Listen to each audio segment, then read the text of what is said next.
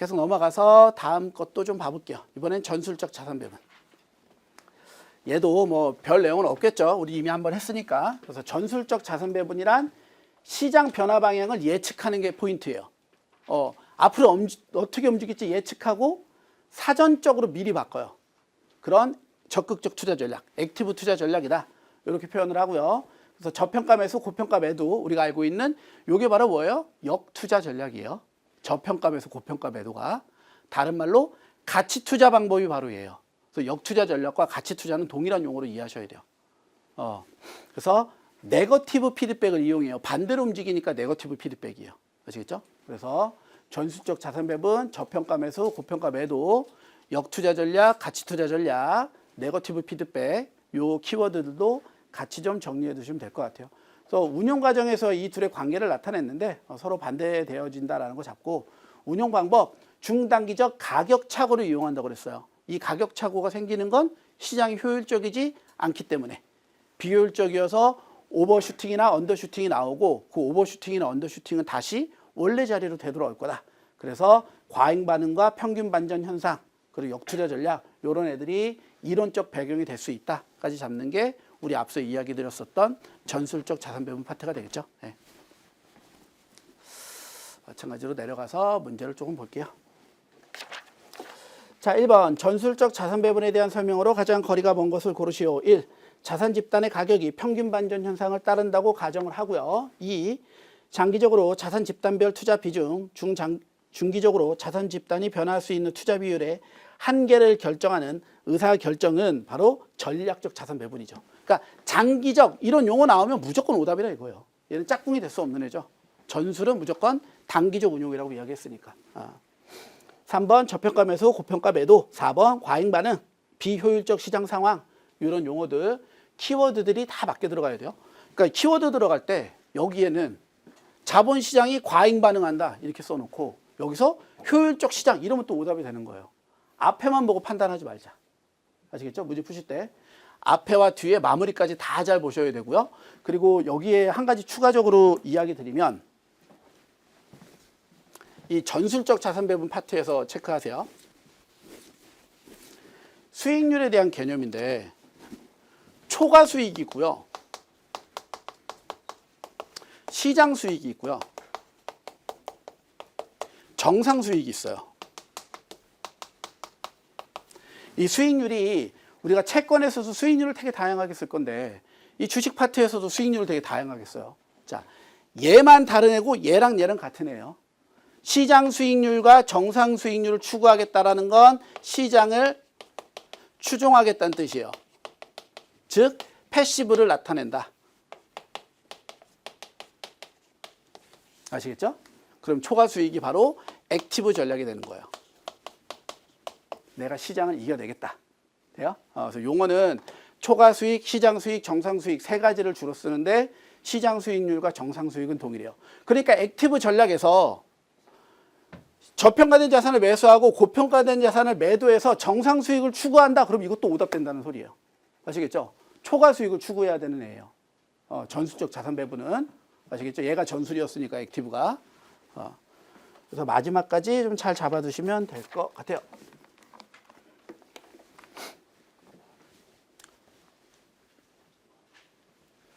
자, 계속 넘어가서 보험자산 배분. 보험자산 배분은요, 뭐 간단하게만 조금 설명드리고, 요거 보험자산 배분은 지금 제가 많이 설명을 안 하는 이유가요, 우리가 이따가 옵션 파트에서 다룰 거예요. 옵션 파트에서.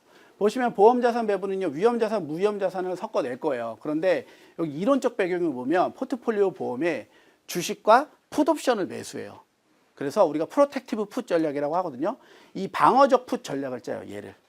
이 방어적 풋 전략을 짜는 개념인데 이 개념은 옵션을 하면서 잡는 게 훨씬 더 효과적이고 이따 옵션 제가 파트 하면서 이게 아까 했었던 포트폴리오 보험입니다 얘기하면 그거구나 하고 바로 이제 캐치가 되실 거예요.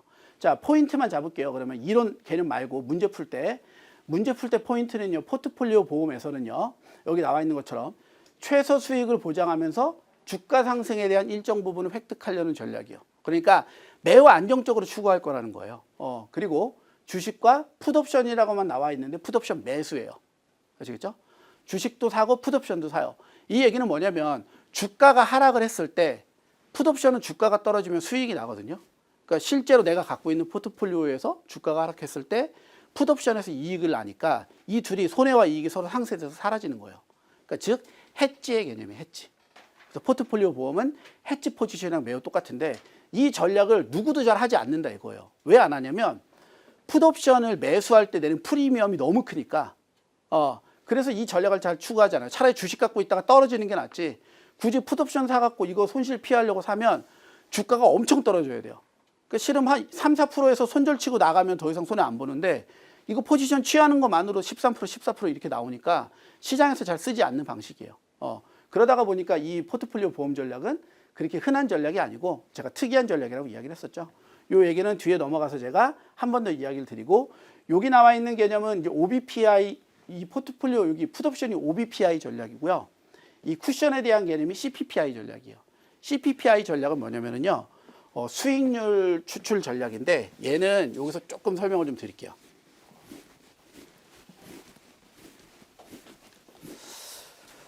ELS 이런 애들 많이 들어보셨죠? 금융상품들. EL 시리즈. ELS, D, W. D를 빼고 S나 W 이런 애들 특히 이 ELS가 이제 어떻게 운용되어지냐면 기본적인 운용의 틀은 이래요. 자, 투자자로부터 100억을 모집을 해요. 그럼 이제 100억을 모집했는데 예를 들어 ELS가 원금 90% 보장형이에요. 그럼 원금에서 90% 이상 까지면 안 돼요. 그러니까 펀드에서 모집한 자금 100억 중에 90억은 무조건 보존돼야 되고 우리는 최대 손실이 마이너스 10억 선에서 끝나야 된다 이거예요. 그럼 이제 이 펀드 매니저는 어떻게 하냐면 이 100억 중에 90억을 그냥 그 단순 계산으로 갈게요. 90억을 채권을 매수해요. 뭐 3년 만기, ELS의 만기가 3년이어서 3년 만기 채권을 매수해서 90억이 3년 후에 95억이 될 거예요. 그럼 이때 5억과 아까 100억에서 차이인 10억 있죠. 15억이 내가 투자할 수 있는 투자금이 돼요. 얘를 S, 이 주식에 들어가냐, W, 워런티에 들어가냐에 따라서 상품이 달라지는 거예요. 이걸 우리가 이자율 추출 전략이라고 표현해요. 이자율을 빼서 투자 전략을 짠다 그래서 이자율 추출 전략이거든요. 요 CPPI가 똑같은 전략이에요. 투자자로부터 그 돈을 받았을 때 원금 보장이 90%라면 90% 제외한 10% 갖다가 투자해갖고 수익을 내는 이런 전략이 CPPI의 핵심인데 얘하고의 차이점이 뭐냐면 CPPI에서는 요 15억을 빼내잖아요. 요때 이제 쿠션 뭐 펀드 매니저의 자신감이라고 제가 이야기를 하거든요. 나는 엄청 잘할 것 같아. 그럼 얘 2배, 3배를 갖다가 끌어다가 써요. 레버리지를 쓰는 거예요. 그래서 만약 약간만 움직이면 이거 10억 날라가고 포지션 종료하고 끝. 그리고 이제 손실 나는 개념인 거죠. 수익에는 훨씬 더 많이 나고 이런 개념이 CPPI 요 바로 뒤에서 한번 다뤄볼게요. 개념은 요 정도까지만 잡아주시면 될 것 같아요. 문제 또 빠르게 한번 풀어보겠습니다. 별다른 문제가 없으니까. 1번. 자, 보험자산 배분 전략에 대한 설명으로 가장 거리가 먼 것을 고르시오. 1. 포트폴리오 보험에서는 투자기간 동안 자산의 기대수익, 위험, 상관관계가 변하지 않는다고 가정을 하고요. 2번. 포트폴리오 보험 전략을 원하는 투자자는 일반적인 투자자보다 하락 위험을 더 싫어하는 특성을 가진 애들이에요. 그러니까 일반적이지 않은 애들이에요. 3번. 옵션을 이용하지 않고, 이거 되게 중요한 포인트예요. 아까 제가 주식 사고 풋옵션 매수한다고 그랬었잖아요. 근데 실질적으로는 풋옵션을 사는 게 아니고 풋옵션을 사는 것과 같은 효과만 내요. 이 말이 이제 또 까다로워지긴 하는데 요거 바로 다음 페이지에서 볼 거니까 그렇게만 머리에 넣어두세요. 보험자산 배분 전략에서는 옵션을 매수하지 않는다예요. 꼭 알아두세요. 그래서 옵션을 이용하지 않고 포트폴리오의 수익 구조를 창출하기 위한 전략으로 포트폴리오 가치가 하락하면 위험자산에 대한 투자 비중을 증가시킨다. 4번 중단기적으로 자산 배분을 변경하는 전략으로 자산 집단의 가격 착오를 이용한다. 전술적 자산 배분에 대한 내용이죠. 그래서 4번이 요거다. 이렇게 1, 2, 3번은 다 올바른 내용이에요. 계속해서 2번 보험자산 배분에 대한 전략으로 가장 거리가 먼 것을 고르시오. 1. 포트폴리오의 쿠션, 즉 포트폴리오의 현재 가치와 최저 보장 수익의 현재 가치 사이의 차이가 커질수록 위험 허용치는 증가된다. 아까 이제 여기 이자를 추출하는 거. 이런 개념으로 쿠션을 이해하시면 될 것 같아요. 자, 주가가 크게 하락해도 최저 보장 수익률을 달성할 수가 있죠. 안전자산에 어느 정도 수익이 투자되니까 내가 딱 처음부터 정하고 들어가는 거예요. 3번 옵션의 사용 없이 포트폴리오의 수익 구조를 창출하는 전략으로 요건 제가 앞서서 이야기 드렸던 것처럼 OBPI 전략인 거죠. CPPI 전략하고는 거리가 멀다. 포트폴리오 가치가 하락하면 위험 자산에 대한 투자 비중을 증가시킨다. 그래서 3번이 오답. 4번 가능한 한 미래 예측치보다는 시장 가격의 변화 추세만 반영해서 운용하는 수동적 전략이다 해도 동그라미 좀 치세요. 이거 지금 이제 이 OBPI 보험자산 배분 전략을 보면 혼란스러운 게 여태까지 얘기한 거 보면 되게 적극적이고 막 옵션하고 그 이자율 추출해서 엄청 투자 많이 하는 것 같은데 얘 되게 패시브한 애예요. 왜 그래요? 위험 싫어하는 애라고 그랬잖아요. 그러니까 전략은 엄청 리스크가 커 보이지만 안전장치는 무조건 걸고 들어간다고요. 여기에서의 이 수동적인 전략의 개념은요, 지키려고 한다라는 개념으로 이해하시는 게 좋아요. 우리가 패시브처럼 매매를 하지 않는다라는 개념이 아니라 세이브하는 개념으로 이제 접근을 하셔야 돼요. 이 용어는. 그래서 수동적인 전략이며 초단기적으로 변경해요. 그러니까 수동적인데 액티브하게 움직이는 거예요. 초단기적으로. 그래서 이제 이상한 전략이에요. 개념 이게 상충되는 개념처럼 보이지만 돈을 세이브하기 위해서 발빠르게 움직인다. 돈을 세이브하기 위해서 발빠르게 움직인다. 이렇게 이해하시면 될 것 같아요. 아시겠죠? 수동적이지만 초단기적으로 대응한다는 거. 이게 옵션 하면서 할게요. 이 얘기 되게 길어져요. 이미 시간이 많이 오버돼 있어서 제가 옵션 하면서 자세하게 설명 한번 드려드릴게요. 제가 욕심이 앞서서 설명을 너무 많이 했나 봐요. 자, 여기 넘어와서 이제 CPPI와 OBPI인데 이것도 조금만 볼게요. 자, OBPI 앞서 설명드렸던 개념 그대로 정리돼요. 주식과 채권의 투자 비용을 동적으로 조정할 건데요. 자, 실제 옵션 투자 없이 위험자산과 풋옵션을 보유한 전략과 동일하게 가져가는 전략이 OBPI 전략의 핵심이에요. 그러니까 주식 매수, 풋옵션 매수인데 실제로 풋옵션은 사지 않아요. 그럼 풋옵션을 안 사고 어떻게 가져가냐면 풋옵션의 변동성을 나타내는 델타라는 지표가 있어요. 우리가 아까 주식에서 베타 기억나시죠? 베타랑 똑같이 옵션의 위험을 측정하는 델타라는 지표인데 그 델타의 움직임에 따라서 위험 자산이 움직이는 거예요. 그래서 이제 우리가 진짜로 투자할 건 아니고 자격증만 할 거니까 개념만 익혀주세요. 그래서 문제점은 변동성 추정이 이제 어려워진다. 그래서 변동성을 과대가서 추정할 수 있어서 요거 조금 까다로울 수 있다는 거예요. 왜 그러냐면 진짜 옵션을 사는 게 아니니까. 풋옵션을 사는 게 아니기 때문에 이게 어떻게 움직일지 되게 후행적으로밖에 못 봐요. 그리고 옵션이 만기가 있어요. 풋옵션은. 만기가 되고 나면 위험 추정이 안 돼요. 이런 것들이 이제 단점이다. 자, CPPI 고정비율 포트폴리오 전략은요. 아까 설명드렸던 이 특성이 얘네들 있죠. 얘네들이 저기 제가 이자율 추출 전략 설명드린 거랑 동일해요. 그리고 용어만 조금 볼게요. 자, 익스포저예요. 익스포저는요. 승수에다가 쿠션을 곱할 거예요. 쿠션이 전체 포트폴리오의 평가액에서 최저보장 수익의 현재 가치를 뺀 게 쿠션이에요. 그러니까 우리가 빼냈던 저 15 이자금. 저걸 쿠션이라고 해요. 제가 저기에다가 펀드 매니저의 자신감이 들어간다고 그랬죠. 2배 칠지 3배 칠지. 그게 승수예요. 레버리지를 얼만큼 사용할지. 이 둘이 합쳐진 게 리스크 익스포저, 위험 자산에 투자할 금액이라고 표현하시면 돼요. 그래서 얘는 계산 문제는 예전에는 계산 문제가 꽤 나왔는데 요즘에는 계산 문제보다는 요 개념을 묻는 문제들도 많이 나오니까요. 개념 묻는 거 한 번 정도 정리해 보시면 될 것 같아요. 네. 그래서 OBPI랑 CPPI 요 정도까지 보시면 되겠습니다.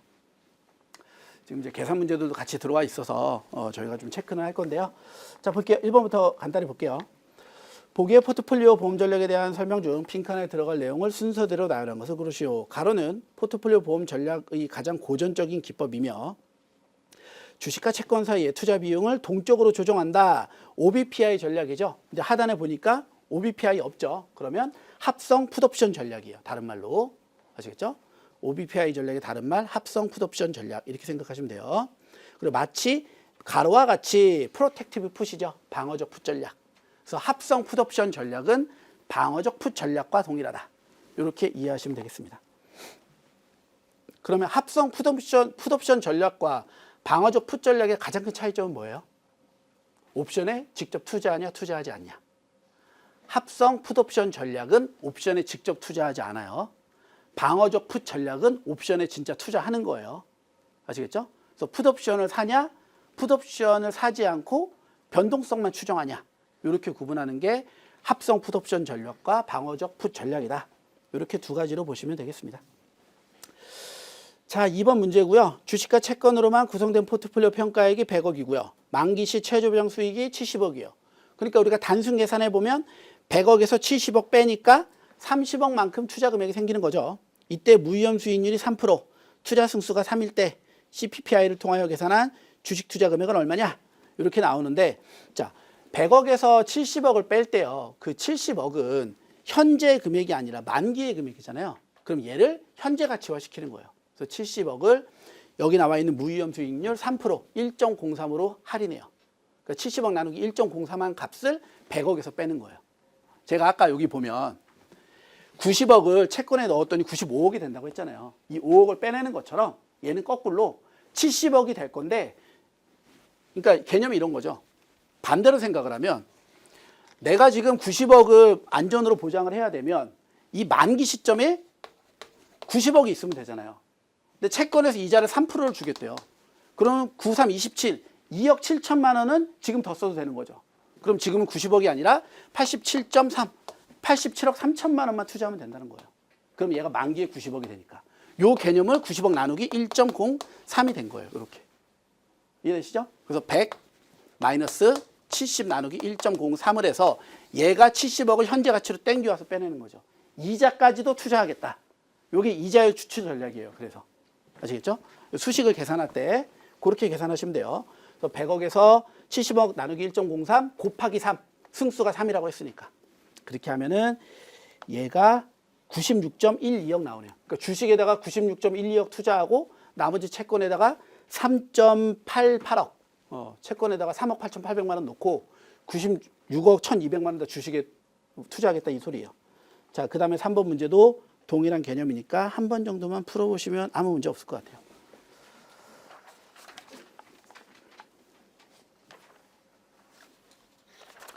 이 뒤에는 이제 뭐 앞서서 다 봤던 부분들이어서요. 따로 뭐 개념은 안 봐도 될 것 같고요.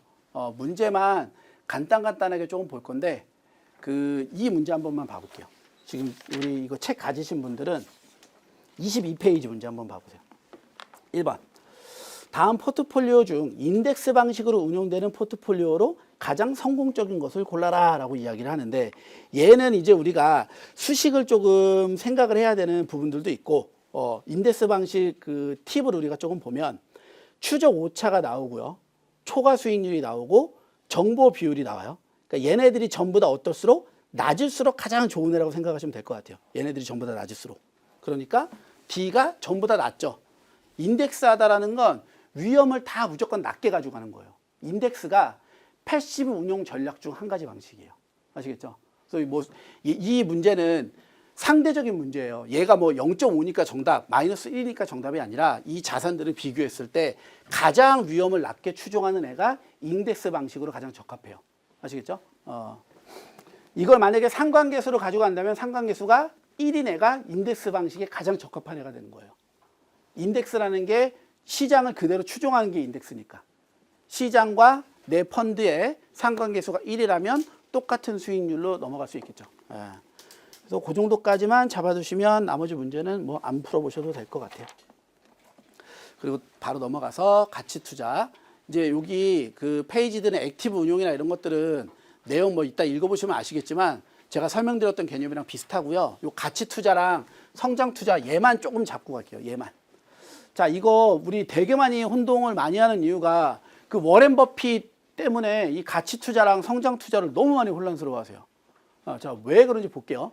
자, 가치 투자 다 알죠? 상대적으로 가격이 싼 주식에 투자를 해요. 그래서 가정은요, 기업의 수익이 평균으로 다시 돌아올 거니까 지금 주가가 떨어져 있더라도 다시 올라갈 거라 이 소리예요. 그렇죠? 그리고 특징, 투자자는 충분히 인정해주지 않으면서 가격이 낮을 수밖에 없다는 사실을 인식하지 못하고 방어주가 좋다. 그러면서 여기 저퍼에 투자하는 거 오케이예요. 고배당 투자하는 거 오케이예요. 그리고 역행 투자하는 거 오케이예요. 그러면 우리가 가치 투자는 뭐라고 생각을 해요?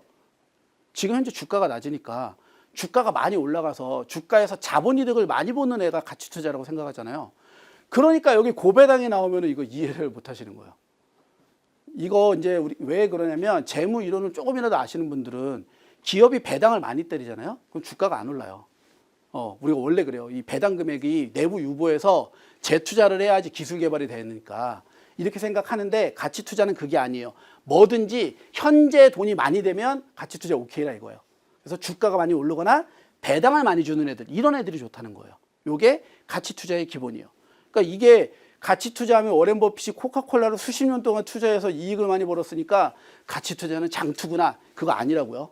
얻어 걸린 거예요. 그 사람도 보세요. 이 최근에 시장 분위기가 안 좋을 것 같으니까 다 현금화 시켜버리잖아요. 오래 장기 투자하는 사람이 아니에요. 가치 투자 스타일은 장투라기보다는 당장 저평가된 자산들을 매수하는 전략이 가치 투자지 장기 투자, 단기 투자에 대한 개념으로 접근하시면 안 돼요. 오히려 여기 나와 있는 성장 투자가 기업의 수익성에 관심을 두고요. 멀리 보고 투자하는 게 성장 투자 방식이에요. 아시겠죠? 그래서 퍼가 높은 애들, PBR이 높은 애들, 배당이 낮은 애들, 이런 애들에다가 투자하는 게 성장 투자 방식이다. 두 가지. 가치 투자와 성장 투자 생각하실 때 단기 장기로 생각하지 마시고, 아시겠죠? 주가 수익이 높거나 배당이 많이 나온다, 가치 투자. 배당을 적게 주거나 기업의 탄력성이 붙는다, 성장 투자. 기업의 탄력성이라는 건 우리 퍼의 개념도 여기서 잠깐 설명드리면 주가 수익 비율이죠. 주당 얼마만큼의 돈을 벌어들이냐 이건데, 얘가 돈을 많이 벌어들이면 이 퍼가 높으면 벌어들이는 돈보다 주가가 더 높다는 뜻이잖아요. 그럼 문제가 있는데라고 생각할 수 있겠지만, 반대로 말하면 적게 벌지만 주가가 높다는 건 수익이 그만큼 따라올 거라는 기대치가 있다는 거예요. 그래서 앞으로 더 많이 성장할 수 있겠구나. 그러니까 성장 투자가 되는 거예요. 고퍼가. 아시겠죠? 저퍼는 현재 수익은 많이 나는데 주가가 못 따라간다. 저퍼. 고퍼는 수익은 적게 나지만 주가가 높다는 건 이 수익이 주가를 따라 붙을 거다. 이게 고퍼. 이렇게 해서 앞으로의 성장을 볼지 당장의 이익, 차익을 생각할지. 그래서 가치 투자는 무조건 당장의 차익으로 접근을 하셔야지, 장기 투자에서 멀리가 바라본다 이러면 이 문제 엄청 많이 틀리세요. 성장 투자랑 가치 투자. 포인트는 거기에만 잡아두시면 될 것 같아요. 네. 문제를 그러면 간단하게만 한번 보고 갈게요. 2번 문제를 볼게요. 2번 문제, 성장 투자. 자, 성장 투자 스타일에 대한 설명으로 가장 거리가 먼 것을 고르시오. 미래 기업의 주당 순이익이 증가하고 퍼는 낮아지지 않으면 주가는 최소한 주당 순이익이 증가할 만큼 상승할 거라고 가정하는 거예요. 그러니까 계속 성장을 불러일으킬 거다라고 생각을 하는 게 성장 투자의 핵심. 2번, 성장 모멘텀 투자자들은 성장률이 높은 기업에 대해 시장의 퍼보다 낮은 가격을 지불하는 게 아니라 높은 가격을 지불한다고 했었죠. 고퍼. 그래서 2번이 오다.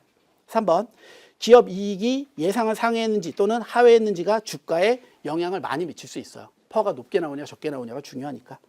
4번, 성장 스타일은 장기적인 성장성 외에도 단기적 이익의 탄력성에 투자한다. 그래서 장기적인 성장성이라는 개념이 가치 투자의 개념이 아니라는 것 좀 꼭 기억해 두시면 될 것 같아요. 아시겠죠? 이 문제 우리가 단순하게 생각해서 많이 실수들을 하는 문제여서요. 한번 따로 좀 짚고 넘어갔어요.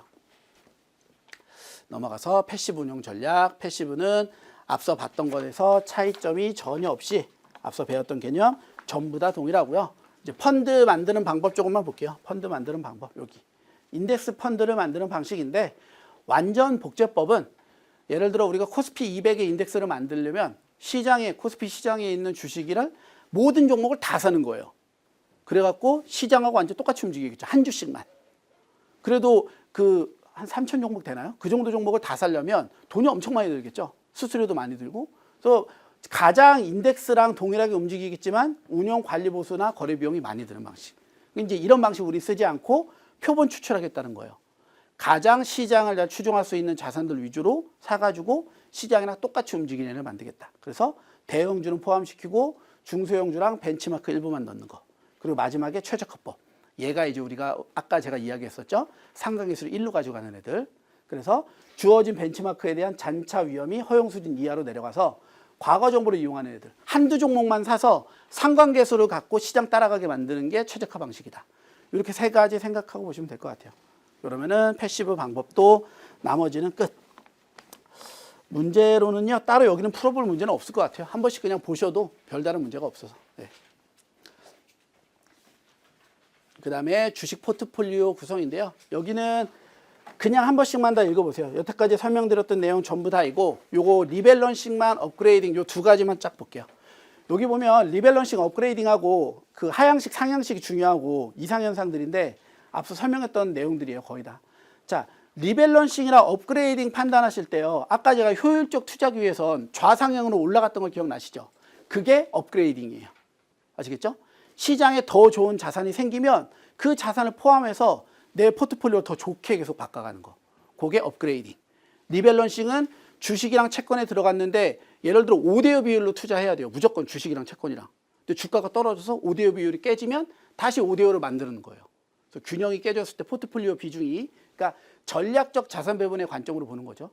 전략적 자산 배분에서 주식, 채권, 뭐 부동산, 대안투자에 대한 밸런스를 짜놨는데 특정 자산이 붕괴가 돼서 확 떨어져. 그럼 걔를 더 사가지고 다시 비율을 맞추는 거죠. 그게 리밸런싱 돼요. 그래서 리밸런싱이나 업그레이딩 두 가지는 체크해 두시되, 이제 업그레이딩을 보면 시장 상황이 변동했을 때 변화된 포트폴리오를 다시 그 기준 포트폴리오로 바꾸는 게 업그레이딩.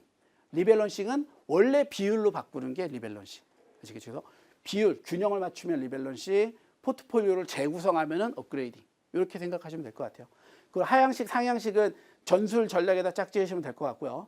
이상현상은요, 효율적 투자 기회, 효율적 시장 가설에 대한 얘기예요. 아까 시장이 매우 효율적이면 정보가 다 동일하니까 주가가 똑같아야 된다고 그랬죠. 그렇다면 우리가 지금 살고 있는 그 시장, 그러니까 예를 들어 한국 코스피 주식 시장은 효율적이냐 효율적이지 않냐, 이제 이런 질문인 거죠.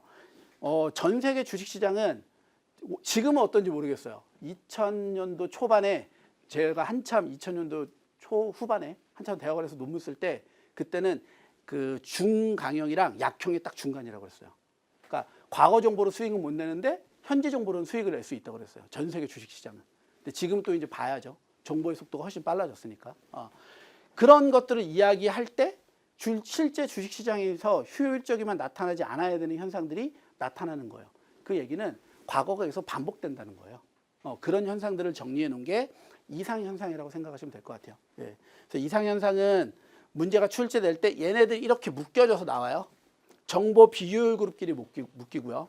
상대적 저가주 그룹끼리 묶이고 수익률 역전 그룹끼리 묶이는데, 여기 보면 저 베타에만 하이라이트를 해놨죠. 얘가 항상 얘랑 같이 시작돼요. 저 PBR, 저 퍼, 저 베타. 왠지 셋이 잘 어울리잖아요. 그래서 얘가 항상 여기로 들어가니까, 아니면 요 네 가지 중에 얘가 빠지든가. 그래서 얘만 잘 기억해 두세요. 저 베타는 수익률 역전 그룹이다. 이 정도까지만 잡아두시면은요, 주식 포트폴리오에 대한 개념까지도 싹 다 끝. 그리고 뭐 여기 그 포트폴리오 모형, 체계적, 비체계적, 총위험, 앞서 다 설명드렸던 개념들 그냥 한 번만 보시면 돼요. 그래서 체계적 리스크 요인이 뭔지, 비체계적 리스크 요인이 뭔지, 그리고 비체계적 리스크는 분산 투자로 제거할 수 있고 체계적 위험은 제거할 수 없다고요. 그래서 체계적 그 위험의 요인들은요, 대부분 거시적인 요인이에요. 그러니까 그 삼성전자나 현대자동차의 그 기업이 갖고 있는 고유 특징들이 아니라 미국의 금리 인하, 그렇죠? 세계적인 경기 불황, 원재료 가격의 상승, 인플레이션, 이런 애들이 다 체계적 위험이에요. 이건 분산 투자 아무리 해도 피할 수가 없는 거예요. 그런데 자 보세요. 우리 대한민국은 국지적인 리스크를 갖고 있죠. 그렇죠? 전쟁 리스크라는 걸 갖고 있잖아요. 이거는 국내에다가 투자하면은 제거할 수 없는 체계적 위험이에요. 맞죠? 근데 만약에 국내랑 해외 자산들을 포트폴리오로 짠다면 제거가 가능해지겠죠. 그래서 체계적 위험은요, 자산이 어떻게 바뀌냐에 따라, 포트폴리오 자산이 어떻게 바뀌냐에 따라서 제거될 수도 있는 위험이기는 해요. 하지만 원칙적으로는 체계적 위험은요, 분산 투자로 제거할 수 없어요. 상황에 따라 달라지긴 하겠지만. 그래서 이 개념까지도 같이만 잡아두시면, 여기도 뭐 앞서 풀었던 문제여서 별 문제 없고, ESG. 이제 하도 방송에서 많이 나오니까 ESG가 들어왔는데, ESG는 여전히 미비해요. 네, 한 문제 나올까 말까요? 나오면 한 문제. 네, 그래서 여기는 책에 새로 들어온 부분들이어서 한 번 정도만 잡아보시되 얘만 보세요. 여기 ESG 워싱에 대한 개념이랑 여기. ESG 워싱이요, 우리 그 청바지 물 빼는 게 워싱이죠. 그러니까 기업이 이미지 세탁하는 게 ESG 워싱이에요. 겉보기에 지배구조 되게 좋게 바꾼 것 같고, 왜 우리 그런 일 있었죠? 그 우유 남용유업, 그렇죠? 그 기업 그 손녀들이랑 문제 생기니까 지배구조 문제 때문에 내가 이제 여기서 그만두겠다, 회장이 그래놓고 나중에 안 그만뒀잖아요. 그게 이제 ESG 워싱한 거예요. 지배구조를 변경해서 내가 기업의 지배구조를 좋게 만들 거야라고 이야기를 하고, 나중에 여기서 안 그만두니까 국민연금에서 이제 ESG 투자 관점에서 들어가가지고 해임시켜버리는, 이런 게 이제 ESG 워싱이에요, 개념이. 그 개념하고 이 단계 정도만 보시면 될 것 같아요. 지속 가능 이 규제. 여기는 어렵게 학습하실 부분들은 아니고 아주 단순하고 아주 1차원적인 관점으로만 정의 정도만 학습하셔야지 깊이 파실 필요는 없어요. 출제 비중이 높지는 않다. 이렇게까지 하면 주식 투자 전략이에요. 여기까지가. 그래서 주식 투자 전략은 앞서 이야기 드린 것처럼 주가를 지금 한 번도 계산 안 했거든요. 심지어 CAPM은 이야기를 하는데 CAPM 공식을 쓰지를 않아요. 이건 다 어디서? 기본적 분석에서 써요. 그러니까 최근에 이 시험 문제에서 계산 문제 트렌드는요. 한 3, 4년 전까지만 해도 기술적 분석, 기본적 분석이 메인 트렌드였다가 2년 전에는 리스크 파트에서 엄청 나왔어요. 리스크 매니지먼트에서 그 바 개념 있죠? 바 파트에서 부더거리나 여기서 엄청 나오다가 최근으로 넘어와서는 이제 기본적 분석으로 다시 가는 추세예요. 그 CAPM이라든가 이런 기본적인 공식을 바탕으로 주가 계산하거나 포트폴리오 수익률 계산하는 문제들이 나오니까 계산 문제는 이게 지금 저희가 이 주체파 특강은 실은 유행을 타지 않는 부분들이거든요. 어떤 상황에서도 이 재무 이론은 바뀌질 않으니까 이게 지금 이제 거의 100년 돼가요. 한 80년 넘었거든요. 재무 이론이. 이 재무 이론은 바뀌질 않아요.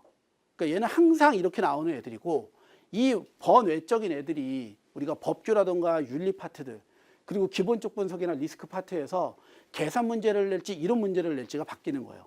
그러니까 그런 부분들이 요즘에 이제 바뀌는 부분들이니까 계산 문제를 풀지 않았다 하더라도 이 CAPM으로 우리 주가 계산하는 문제들은 반드시 학습을 많이 하셔야 돼요. 기본적 분석 파트에서.